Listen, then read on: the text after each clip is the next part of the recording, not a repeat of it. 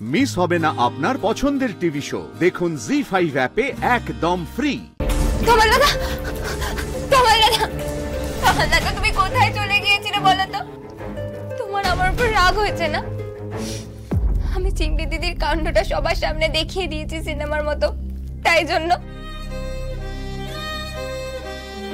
তুমি কোথায় দেখিয়েছো ফুলকি? আমি তোমায় নিচে দেখাতে বলেছিলাম। আমি যে কিনা মন্দিরে রুদ্র আর ঈশিতাকে পাশাপাশি বসে স্বামী স্ত্রীর মতো মায়ের কাছে পুজো দিতে দেখেও তোমাকে বলতে বারণ করেছিলাম, সে আমি তোমায় এই ভিডিওটা দেখাতে বললাম। আচ্ছা ঠিক আছে, সব ডিসিশন এখনই নিতে হবে না। আমরা বাড়ি যাবো তো এবার। তোমার তো এবার একটু সামলেছে কি ভাই, তাই তো?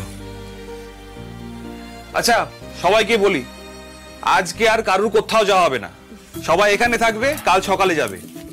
তোমাদের বৌদি খিচুড়ি আর ডিম ভাজা রান্না করবে, সবাই শান্ত হয়ে খাও, তারপরে বসা ঘোড়া ঢালা বিছানা করাবে, সবাই মিলে আমরা শুয়ে পড়বো। কি পারবি তো বলো, তাই তো? একদম তাই। গরম গরম খিচুড়ি চলে এসেছে, এই নাও। কি হলো? কি হলো? কিছু না কিছু না মানে?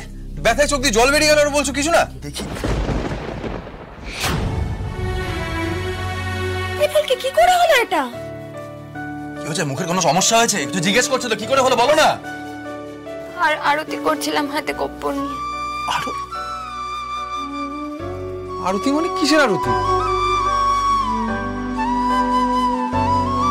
ও বচ্চন্ডির থানে গিয়েছিল রে, তোর জন্য পুজো দিচ্ছিল তোমার।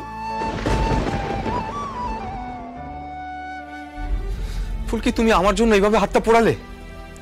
আর ওদিকে ঈশিতা কি বলছিল? আমার আর ঈশিতার দূরত্বের জন্য নাকি ফুলকি দায়ী। যার জীবনে তোমার মতন বোন আছে তার দুঃখে হওয়া সাজে না। তুমি এরকম করো না প্লিজ। একদম ঠিক বলেছো তোমার। আচ্ছা রোহিত, এবার আমার বোনের হাতে মলমটা লাগিয়ে দাও। এসো। কি হলো? আসতে বলছি তো।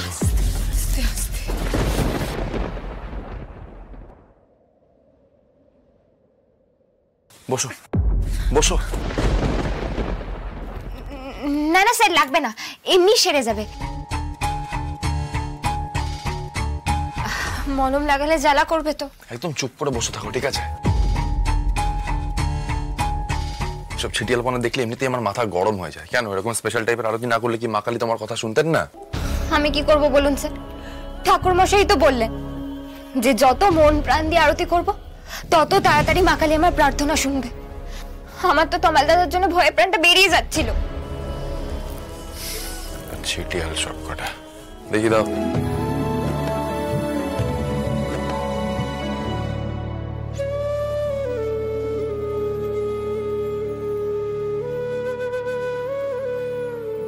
জয় মা কালী, পরিবেশটা একটু হালকা করে দিয়েছো, বাঁচা গেছে। আমি এই বাড়ি কাউকে মন খারাপ অবস্থায় দেখতে পারি না মা।